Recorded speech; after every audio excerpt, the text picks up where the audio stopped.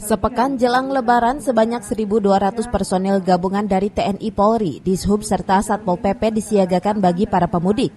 Nantinya ada 20 posko yang disediakan dan tersebar di titik-titik rawan terjadinya kemacetan di Kabupaten Bogor, salah satunya di jalur puncak. Hal ini dilakukan untuk memberikan rasa aman dan nyaman kepada para pemudik dalam perayaan Lebaran nanti.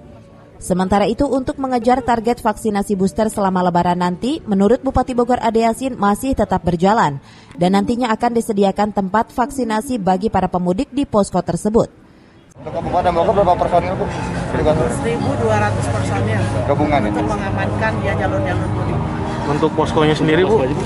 Poskonya ada 20. Titik paling rawan Pasti lah puncak ya, puncak yang paling padat pasti. Itu kita sudah antisipasi. Dari tanggal berapa sampai tanggal berapa? Kita udah 28 ya sampai 9 Januari, 9 Mei. 9 Mei.